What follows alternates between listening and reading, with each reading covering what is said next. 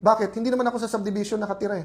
So yung mga kapitbahay ko na nagta-tricycle na naglalakad na lang, o yung mga kapitbahay ko na may tricycle na minsan tumitigil na lang sa pagpapamasada dahil nga sa taas ng presyo ng gasolina at ng diesel, o dun sa mga nagrereklamo sa presyo ng kuryente, yung iba nababasa lang sa dyaryo. Sa amin, na nakatira kami sa isang community na very humble, at sa amin na very open kami sa aming community, may lumalapit talaga para sa tulong, whether yan sa kuryente, sa pagkain, sa paggagamot. Tapos tatanggalan pa kami ng pondo or ng karapatan na mag-endorse pagka dito sa medical assistance. So tingnan nyo naman po kalagayan ko. Kami na po kinukuyog, kami na po kinakasuhan, kami na gustong ikulong. Sinabi na po diretso ni Senator Lacson yan na dapat si Alan ikulong. O okay na. Ang hinihingi ko lang, patas at huwag gamitin ang batas sa pabor lang sa iyo. Okay. So sabi nung ibang mga senador, anong pwede natin gawin? Sabi ko, ayusin lang natin.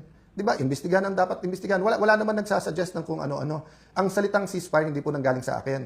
Tinanong ako ng isang senador na habang inaayos natin lahat, wala pa naman members yung ibang committee, habang hinihintay natin ang SONA, yung LEDAC, ano ba tingin mo, Alan? So, sabi ko, walang problema ako kung ano nasa harap ko, yun ang gagawin ko. Basta pag may lumabas na ebidensya or may bagong issue, kailangan lumabas yung totoo. So, for example, sa kuryente, di ba? Yan po ba ay batas lang o meron talagang kumikita dyan? Yung presyo ng langis, yan po ba talaga ay dala lang po ng conflict sa Middle East o meron po talagang mga oil companies na nagte-take advantage? Kaya marami nagagalit sa akin. Kasi whether yan po ay online gaming, whether yan ay vape, hindi ako pwedeng tumahimik dyan. Bakit? Mas takot po ako sa Diyos kaso sa tao. Di ba? So syempre po, gusto ko na may tiwala sa akin ng tao. But if it's a choice between one audience, God, and pagmamahal ng tao, ang pipiliin ko pagmamahal ng Diyos.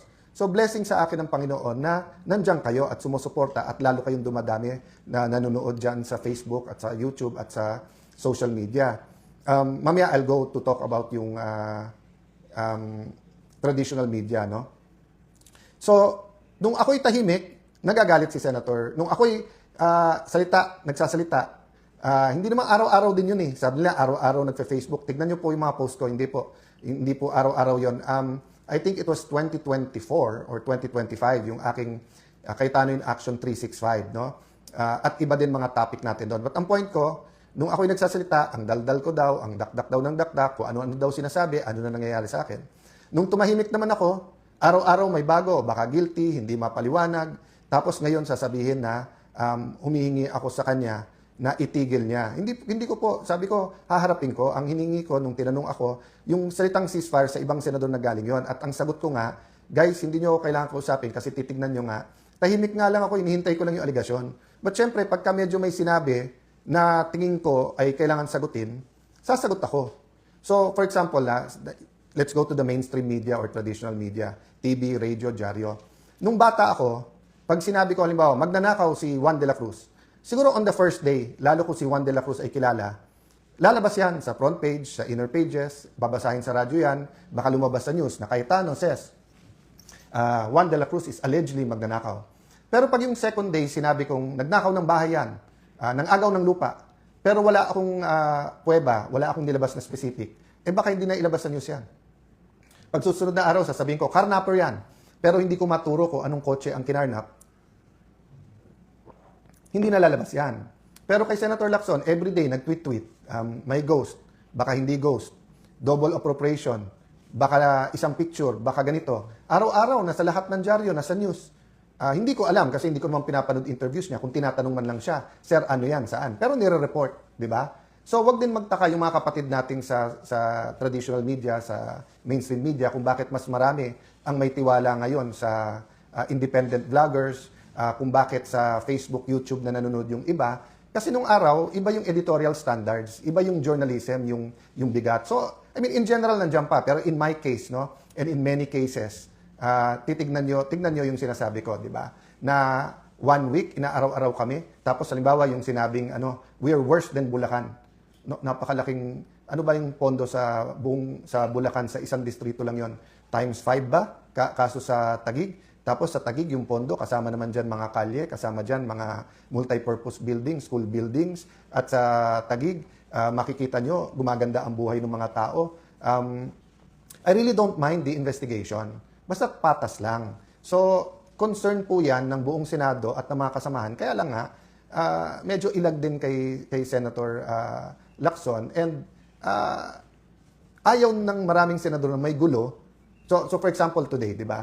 Alam niyo po, hindi ko ka-close, hindi ko kasundo si Senator Erwin.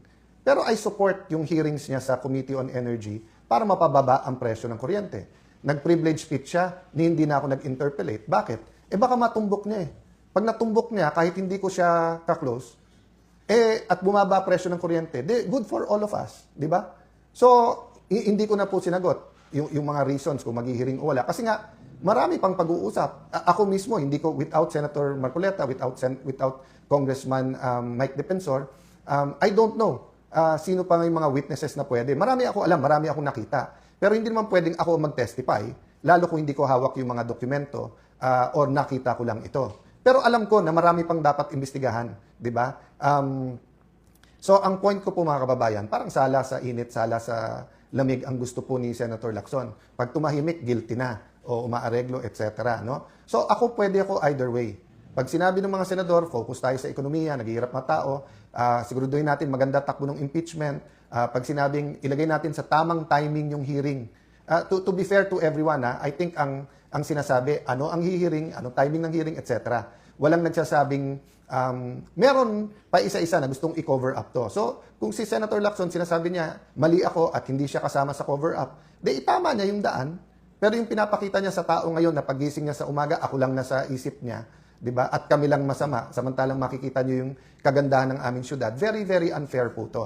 So, I'm giving Malacanang the benefit of the doubt. Kaya lang, syempre, pag sinasabayan ng NBI na kung ano-ano sinasabi, tapos mali-mali, tapos hindi i-correct ang kanilang sarili, alam niyo po, yung sinabi kong tapang nila kasi nasa kanila naman ang lahat.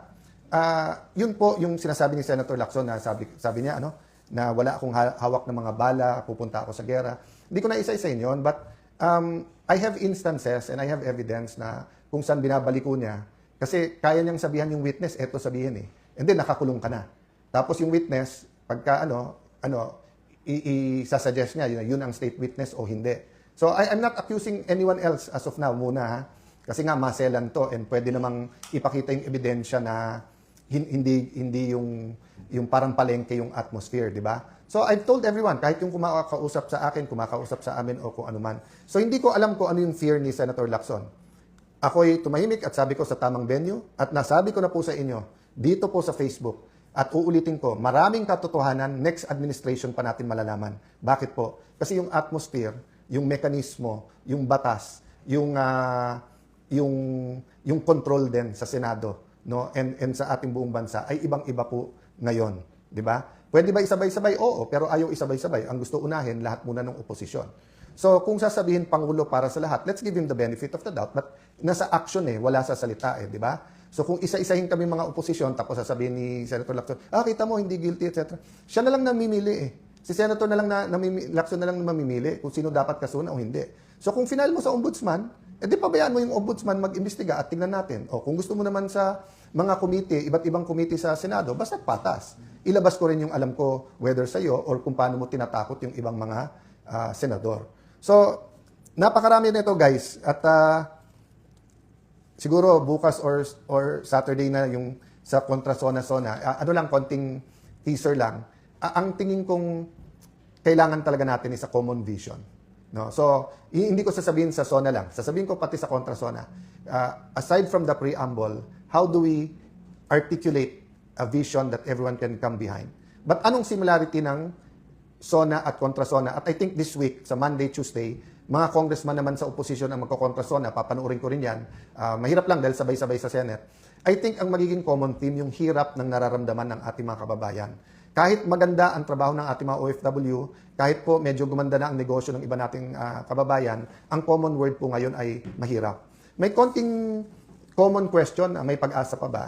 Ang sagot dyan parati meron. Kasi kung sa Panginoon tayo aasa, meron talagang pag-asa. Let me close by reading this.